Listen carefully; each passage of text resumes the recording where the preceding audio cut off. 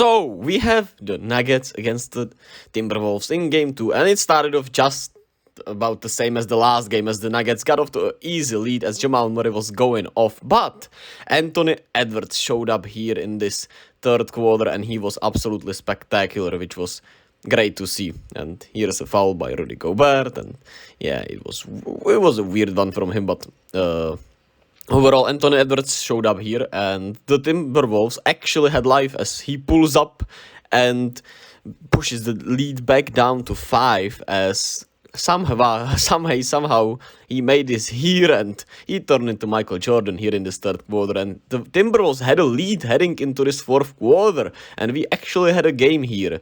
And Edwards again and again and again and again. He was goddamn spectacular, and he's so fun, man, and he's still so young. We have so many years of watching him ahead of us, and here on the turnaround fade away, oh my goodness, that was so pretty, goddamn.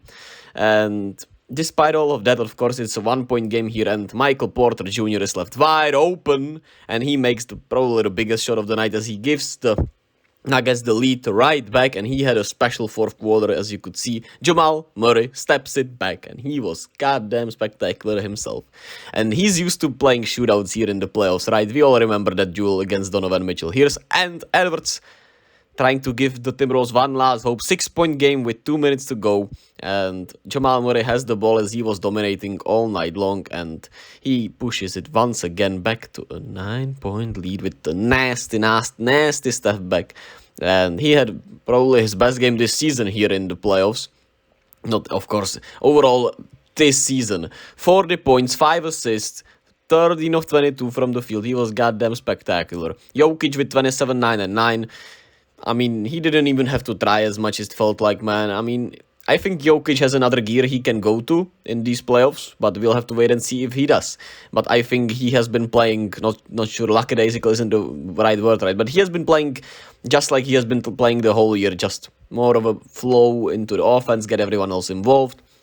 And it has, of course, against these Timberwolves, it's worked fairly easily since, I mean, they are kind of a... Not sure if a bad team is the right word, right? But they are probably the worst team that has made the playoffs. Well, maybe the Hawks are, maybe the Heat are, but they are right there with them, right? So, of course, that's why they're the 8th seed. But the talent is clearly there, but they just don't have enough collective IQ, team ball IQ, team chemistry, and everything to be a good team as of right now. But the Nuggets obviously have that chemistry from all year. Michael Porter Jr. had 16 points tonight, 5 of 7. It was great in the fourth quarter, like I said. Aaron Gordon had 12 and 10. KCP didn't even shoot the ball well. And the bench, of course, is the one thing you're still worried about, because they played still just 3 guys off the bench, but they were pretty good, especially Jeff Green. Bruce Brown is always going to do some good stuff on the basketball court, whether he shoots well or not. And Christian Braun, the rookie, he is getting some chances. He has not been bad at all. So there are some good signs for the Nuggets, but of course, the battle-tested, they will not be that battle-tested in this series, probably. We'll see. Maybe they will, and we'll have to change our perspective even more on them, because if they will be battle-tested by these Timberwolves, we might even be more worried about the Nuggets, because these Timberwolves just don't look right.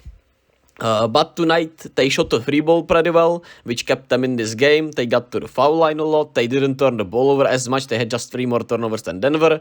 But, of course, nobody could stop Jamal Murray, so... At the end of the day, it was all about the Nuggets making the bigger shots, right? And you had Karl Anthony Towns having some good wide open looks he couldn't knock down from the 3-point line. You had some good looks from, well, and Edwards that he didn't knock down, even though he was spectacular. He had some looks that he didn't and couldn't knock down. He had 41 points on 23 shots, 6 of 10 from the 3-point line. He was spectacular, but still couldn't knock down everything, of course, because, well, if he did, then... it would be probably one of the best performances ever, right? Mike Conley, 14 and 7. He has been probably their best player if we are counting, everything. If we are taking everything into account, I think he has been their best player, to be quite honest with you. And the bench has been kinda meh, unfortunately. Kyle Anderson had to hold back Rudy after Rudy got a technical, so that was funny.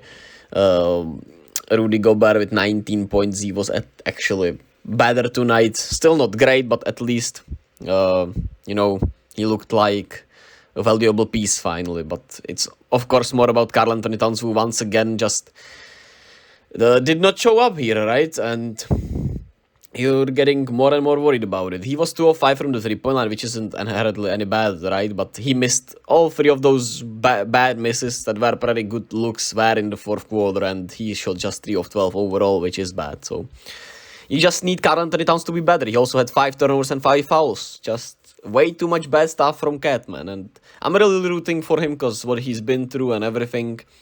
He seems like a likable guy overall, so it's easy to root for him, right? But you have to keep it objective and positive at the same time.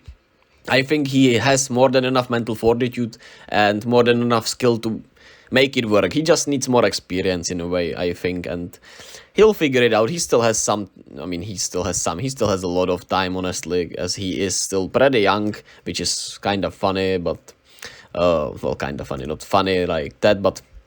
He is 27 years old, right? He still has at least 5 or 6 more years in his prime, but I hope he figures it out rather sooner than later, of course, but he still has time, so we're gonna stay positive. We're gonna hope that he turns out, he shows up in Minnesota and plays better. Maybe wins the Timberwolves a game and makes this a series, but otherwise the Nuggets just kinda cruise to victory in the end once again.